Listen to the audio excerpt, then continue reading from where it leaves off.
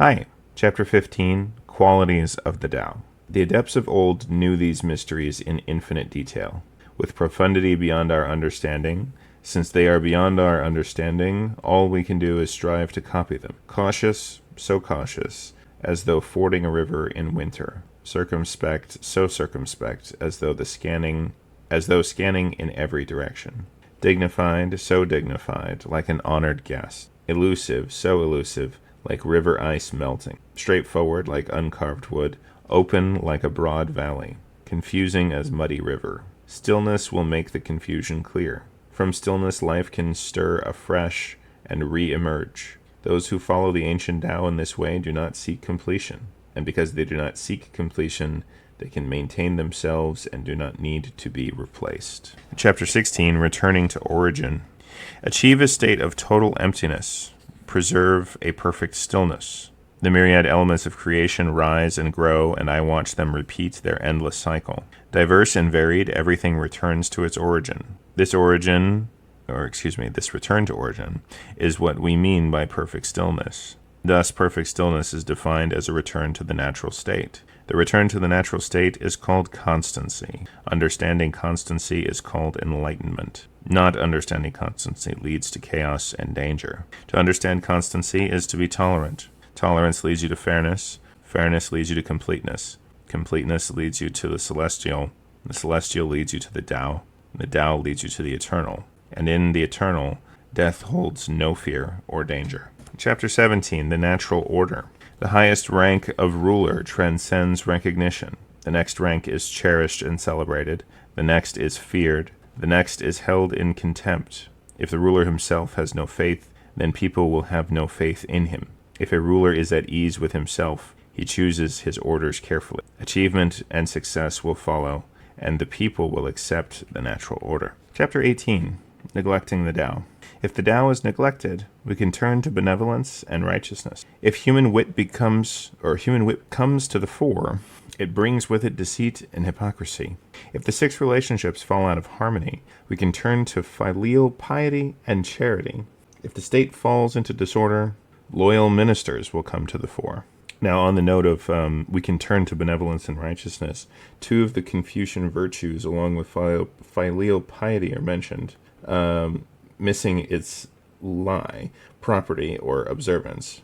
In as much as Laozi actually existed, he was contemporary with Confucius and is mentioned favorably in the latter's writings, just as a footnote there. Chapter 19, Diminishing the Self. Renounce the sacred wisdom and abandon knowledge. The people will profit 100-fold. Renounce benevolence and abandon righteousness. The people will return to filial piety and charity.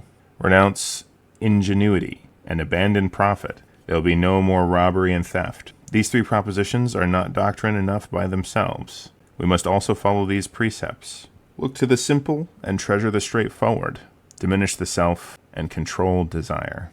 I think that makes sense. I mean, if you let your desires get out of control, that can turn into all sorts of problems, up to and including addiction. Chapter 20, Different from Others. Renouncing learning will bring freedom from worry. What does it matter whether you answer one thing or another? How much difference is there truly between the beautiful and the ugly? The things that people fear should indeed be feared, and how numerous they are. Other people rejoice and make merry, as though they were enjoying a fine banquet or admiring the view on a spring morning. But I remain uncertain and uncommitted, like a baby that has not yet learnt to smile. Exhausted, like a traveler with no home to return to. Other people always seem to have more money than they need, but I alone never have enough. My thoughts are those of a dullard. Other people have clarity. My thoughts are muddy and opaque, whilst other people are keen and open. But I alone am dull and stuffy. I am still as the boundless ocean, restless as the wind. Other people have a purpose, but I alone am wayward and unformed. I alone am different from others, for I am nurtured by the Tao. So there's some truth to this that I can see. There is such a thing as overthinking. Analysis paralysis and anxiety are 2 such examples of overthinking. They do say ignorance is bliss, and I think renouncing learning will bring freedom from worry is another way of saying ignorance is bliss. How much difference is there truly between beauty, or the beautiful, and the ugly? There's some truth in that as well. These differentiations, beauty and ugly. These are arbitrary assignments that we've decided based off of a variety of factors, such as symmetry, which is also an arbitrary factor to consider. The golden ratio is another arbitrary factor. I remain uncertain and uncommitted, like a baby that has not yet learned to smile. It can be wise not to commit yourself to something that you don't fully understand, and there's an argument to be made that you don't fully understand anything in life, that life is a learning process, and so you never are fully aware or fully knowledgeable on a subject, and therefore you shouldn't be fully committed to it. I could see the argument for that. There's also something to be said for committing yourself to the wrong cause, and maybe at first you think that it's the right cause, but it's not. And it's strange that if you do that, it's strange how often what happens with people is that they'll commit themselves to a cause that they think is right. They'll later learn that it wasn't the right cause, but then they've spent so much time with that cause that they just don't know how to step away from it. It's something like the fallacy of sunk costs. They figure, I've been in it this long, even if it's not right, I can't turn away now. I'll have to admit that all my time was wasted if I do. Other people always seem to have more than they need, but I alone never have enough. My thoughts are those of a dullard. Other people have clarity. My thoughts are muddy and opaque, whilst other people are keen and open. This sounds like the person who wrote this is suffering from some kind of depression, to be honest with you. It sounds a lot like the idea that everyone else has their lives together, but you don't.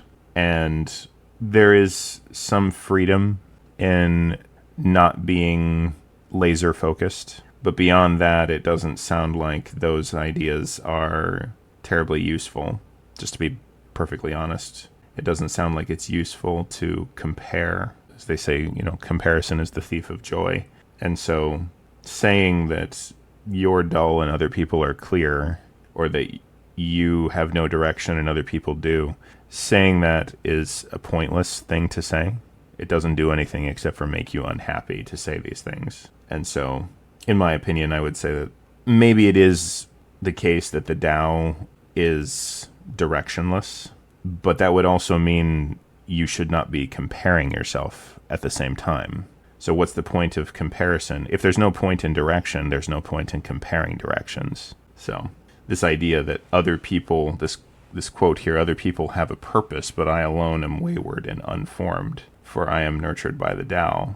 That might be true, but also, if you're nurtured by the Tao, what is the point of comparing what you are to what anyone else is? Other people have a purpose, and you're different from other people, and they're smarter, and they're clearer, and they have more money, and this and that, but I have the Tao. I mean, it's very elitist. It's almost an elitist take on the Tao. Like, you have the Tao, and therefore you're better than everyone else, it seems like. If I didn't know any better, this is my point, if I didn't know any better, I would say that whoever wrote this is trying to imply that it's okay if you don't have what other people have because you have the Tao and they don't.